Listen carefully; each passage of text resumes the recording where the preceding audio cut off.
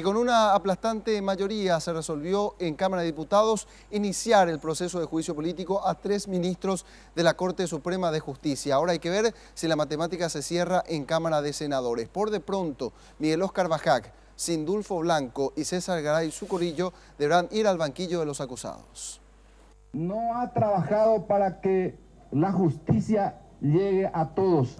Así de tensa y debatida estuvo la sesión extra, donde varios diputados intentaban hasta el último momento reunir votos en contra del juicio. El presidente de la Comisión de Asuntos Constitucionales dijo que las causales para el proceso contra Sindulfo Blanco, Miguel Óscar Bajac y César Garay Zucorillo están más que dadas, principalmente por mal desempeño en sus funciones. Necesitamos, señores, colegas, nuevos hombres, nuevas ideas. Necesitamos llevar a cabo una cirugía mayor. En el libro acusatorio figuran estas causales. A Sindulfo Blanco los indican por los fallos contra la Constitución Nacional y el interés general. También en la inconstitucionalidad de 3 artículos de la ley que prohíbe el uso de tripolifosfato de sodio en productos domisanitarios nacionales y extranjeros, permitiendo así un daño al ambiente. En el caso de Miguel Óscar Bajac, este habría incurrido en la utilización de la mentira para acceder al cargo. También se lo acusa de declaraciones de inconstitucionalidad de las que él mismo participó. En cuanto al tercer ministro acusado, César Garay Zucorillo, se lo acusa de una excesiva e irritante morosidad.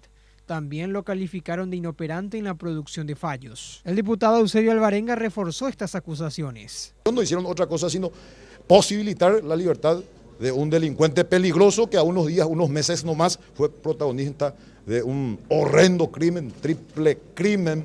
El colorado de la bancada C. Oscar Tuma fue categórico al afirmar que este intento de cambio en realidad no cambia nada.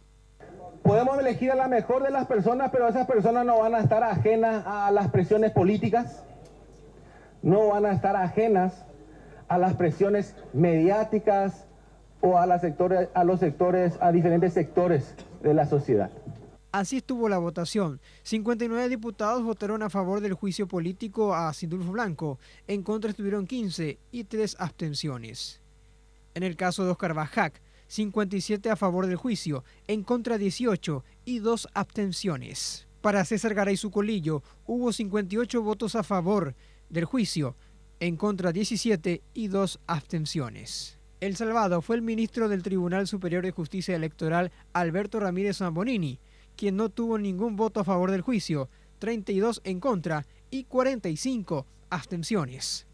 Según denuncias de otro miembro de la bancada C colorada, Dani Durán, habría corrido incentivo monetario para que muchos de los liberales y de la ANR inclinen finalmente su voto a favor del juicio.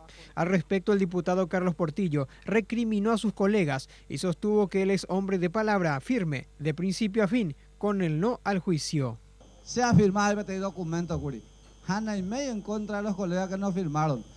Pero lo que firmé, con puño y letra, no voy a borrar con el codo, señor presidente y queridos colegas. Hay que tener palabra. Manaya yo te hago aplico la un día ya ha estado petendo cosa, otro día ya ha estado otra cosa. Ñambo valena la ñande palabra, a la ñande persona. Ya con una decisión propia.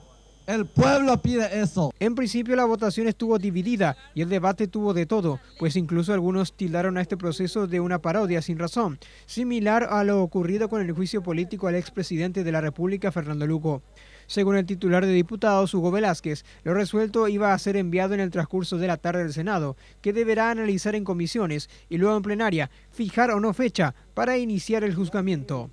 Los diputados fiscales acusadores seleccionados para ir hasta el Senado y presentar las causales son Ramón Romero Roa, Eusebio Alvarenga y Miguel del Puerto. Según la Comisión de Asuntos Constitucionales, existen denuncias en Cámara de Diputados contra los ministros Antonio Fretes y Gladys Vareiro de Módica. No sería extraño que el año que viene estos ministros también puedan ser enjuiciados. Sergio Valdés, Reguaraní.